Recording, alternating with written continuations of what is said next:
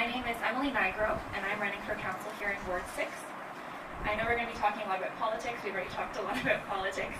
So I'm going to take this opportunity to talk to you about myself and what I believe in.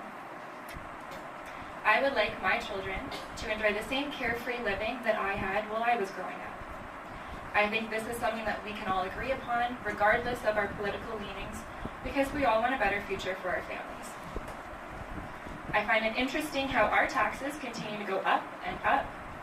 However, our politicians give themselves a 30% pay raise for the next council term. So you can see where their loyalties lie. So where do I stand? Well, I think that if you don't stand for something, then you're going to fall for anything. I stand with my husband and my family. I stand for what is good and what is just, and I will stand with you. I don't want to see people treated like they're second-class citizens. I don't want people to be taxed to death. I don't want our future compromised by debt, and I don't want people running this city that can't do basic math or understand Economics 101. What I do want is a growing, vibrant community. I want to see new homes built for families that they can afford. I want to see good-paying jobs with benefits. I want to see a city that is helping make life better instead of pinching everybody for unnecessary administration fees. I want fairness. I want justice. And I want to see people do the right thing. That is why I'm running, because I'm going to do the right thing. You'll see that a lot of our main arteries are in really good condition, right? So when you drive down Sturgeon Lake, you're not really hitting the bumps in the road, you're not going over potholes. You go down Pigeon Lake Road, things are looking pretty good. And then you start hitting some of the rural roads like Cedar Glen and Shamrock Road, and it's going to chatter your teeth, right?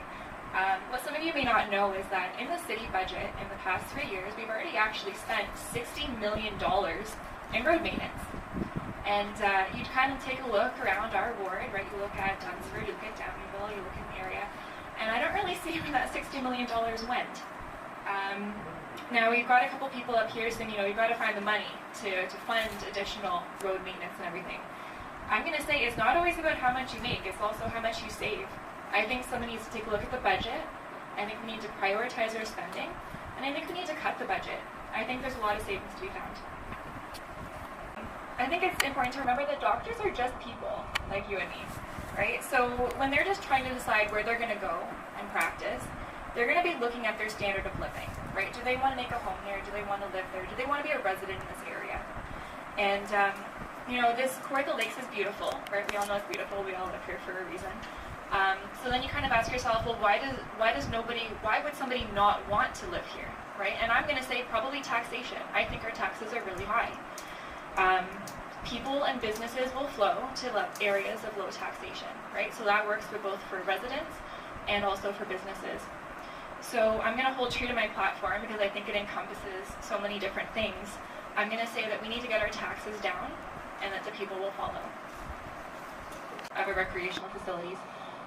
If you take a look at our demographic, you'll see that mostly we are senior citizens in Kawartha Lakes. We don't see a lot of younger families sticking around here. Generally, you see them going down to the city, trying to source out those high-paying jobs down there. And you kind of think to yourself, well, why aren't we keeping our younger families here?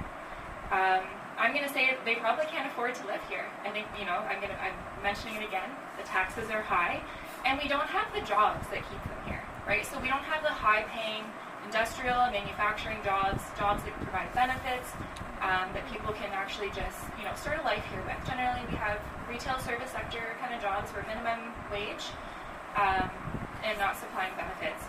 So I think as a municipality, we need to provide incentives to keep our younger families here. I think, again, we need to cut our taxes and start promoting, bringing in some high-paying jobs, maybe through the industrial